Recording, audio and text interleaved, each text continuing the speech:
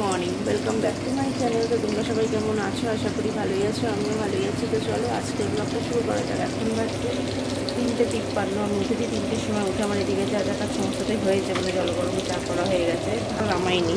এদিকে ডাল দেখো, এখন ফোড়ন দেবো বলে এখানে 5 ফোড়ন শুকনো লঙ্কা দিয়ে পেঁয়াজটা ভেজে রেখেছি। এই যে ডাল ফোড়ন দেবো এখন।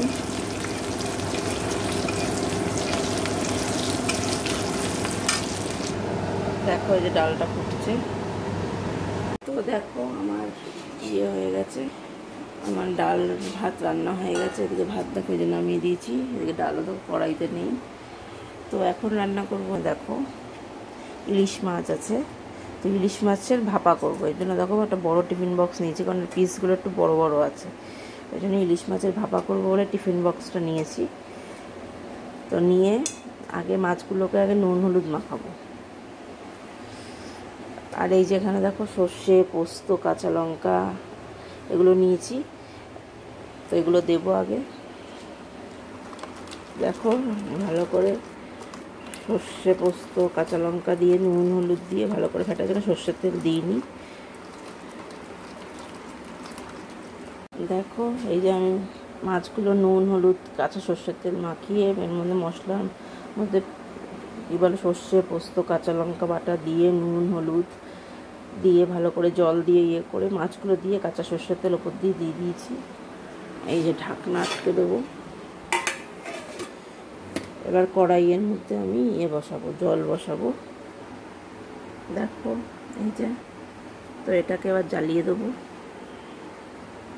দেখো এই যে বসিয়ে দিয়েছি, গ্যাস জ্বালিয়ে দিয়েছি। এটা 15 মিনিট মতো ভাপিয়ে নিলেই হয়ে যাবে। তো চলো দেখতে থাকো।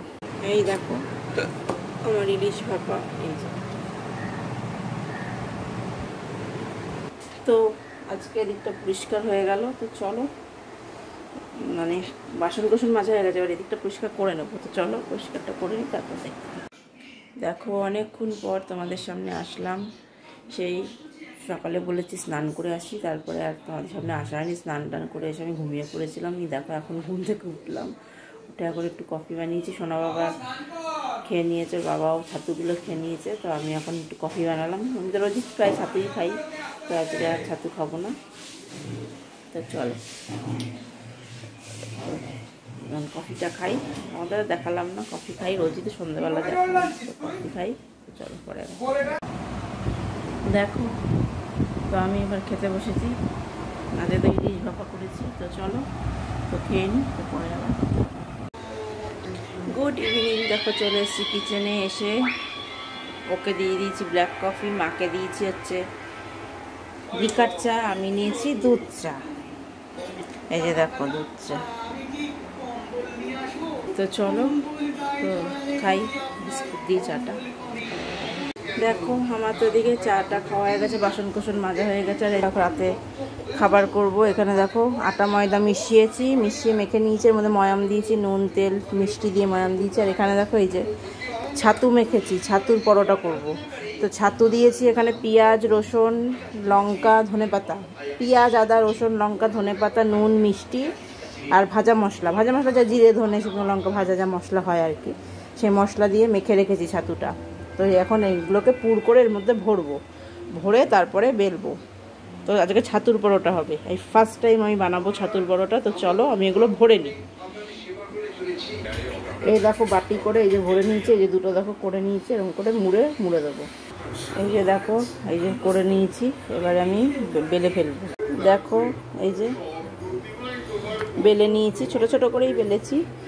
তো এখানে তাওয়া বসিয়ে দিয়েছি। তো আগে রুটিগুলো একটু সেঁকে নেব।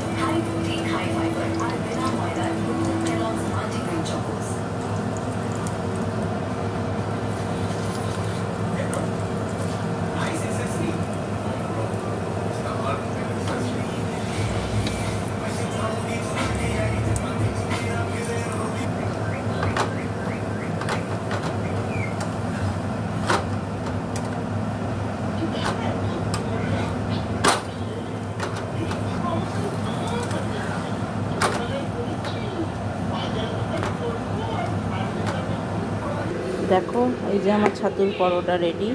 তো এটা শুধুই খাওয়া যাবে, বা একটু সস দিয়েও খাওয়া যেতে পারে, বা আচার ফাচার দিয়েও খাওয়া যেতে পারে। তো চলো আজকের ব্লগটা আমি এখানেই শেষ করে দিচ্ছি। সবাই ভালো থেকো, সুস্থ থেকো, গুড নাইট।